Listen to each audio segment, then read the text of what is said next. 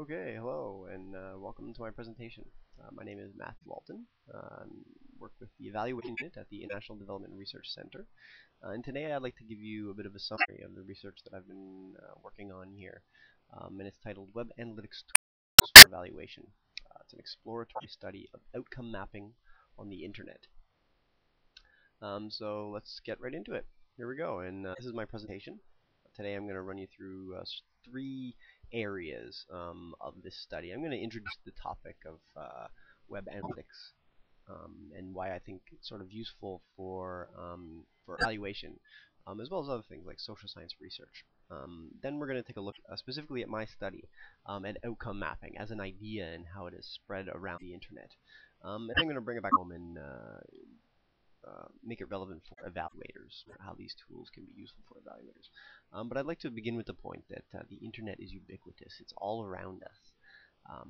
And this is only going to continue to become true as we continue to adopt a new technology and we become more of our devices, more of our gadgets and objects are connected to the internet. So we're connected to one another sort of more frequently. And the point of this is that, as we're more connected, the more things that we do are tracked more.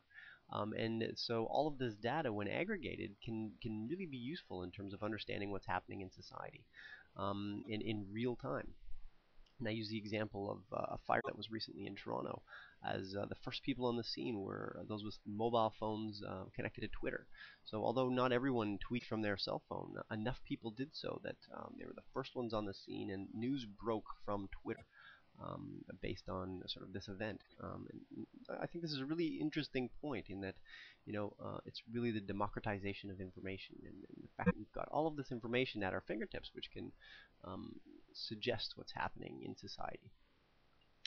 And so to sort of introduce this topic of web analytics, I'd like to first mention that it's this nature of computing and of digital information that permits us to track, analyze, and store records of all these online activities. Um, Everything we do on the internet is stored somewhere. This data is being built in databases all around the world, and really it's a matter of being able to access it and so that we can analyze it and understand what it means. And so specifically, web analytics, it's the study of online behavior in order to improve it. And it's typically used for websites. How can we improve our websites based on sort of the traffic that we're getting to it? But I'm adding a caveat to that definition for the purpose of my research and how I think this tool is useful for evaluation, in that we can use this data in order to understand offline behavior as well as just online behavior. So to give you an example of what I mean by that, I'd like to sort of show you this little example. So I was watching the news a while ago, and it turns out that bed bugs are a new sort of an increasing problem in Canada.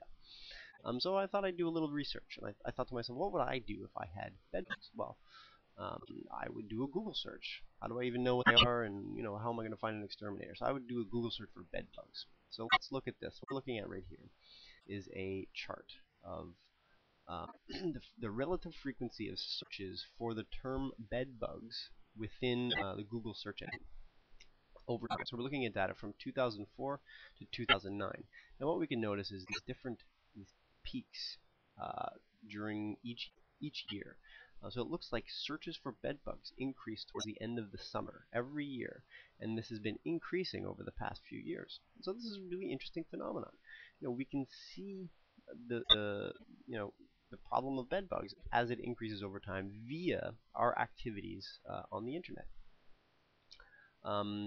Building more on this data set, we can also break down regionally where these searches are coming from. And as it turns out, Manitoba appears to have to be searching most for the term bed bugs. Whether or not that means they have the highest proportion of bed bugs, I'm not sure, but I mean, this data would suggest so.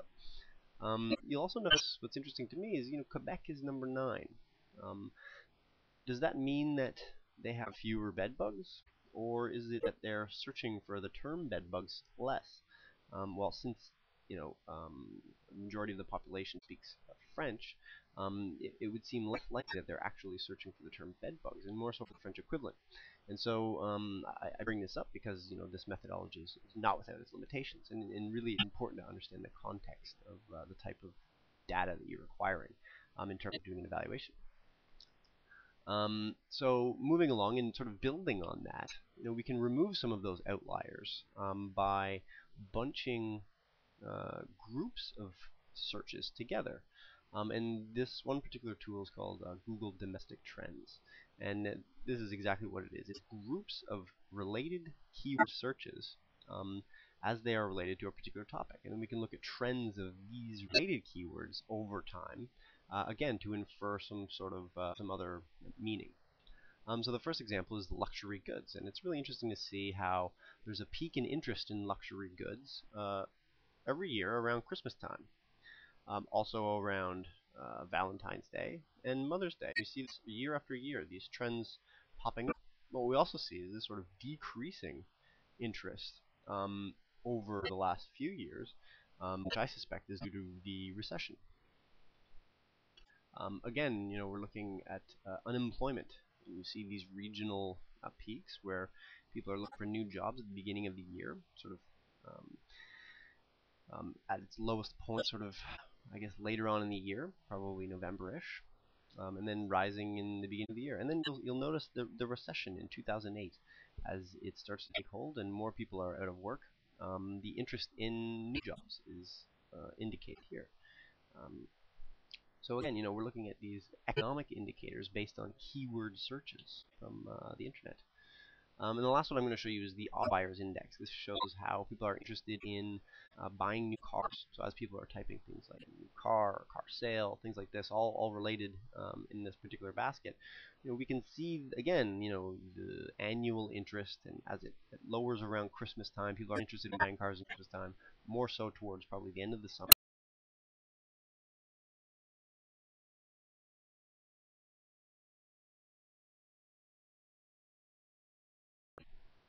We see the recession, it's getting lower sort of over the last couple of years. But then we see this really big spike towards the end of the summer in 2009. And I suspect that this is the Cash for Clunkers program in the United States. We can see the interest that particular program had on enticing people to buy new cars. So again, another interesting graph there. Okay, so these are keyword indices. You can again take it one step further, and Google has done this, and they're building an algorithm based on historical records of outbreaks of the flu. They've correlated this with keyword searches to come up with a basket of keywords which represent um, outbreaks of the flu. So they're crossing this with sort of geographic dimensions, and they can predict in real time where the flu is outbreaking. So as people get sick in a particular region, they type their symptoms into Google, which runs through their algorithm, and they have this data to demonstrate where the flu is outbreaking around the world. This is particularly useful. So that's keyword algorithms. And there we go. So that's a bit of introduction into some of the interesting web analytics ideas that we can track on the internet. But moving along, look particularly specific right now at my research in outcome mapping. Um, so outcome mapping is a evaluation tool. It was developed by members of the evaluation unit at IDRC, and it is a full cycle uh, planning and evaluation methodology. So um, as development planners want to develop an intervention, one that focuses more on behavior change and less on sort of high-level indicators. They can use mapping to plan their interventions.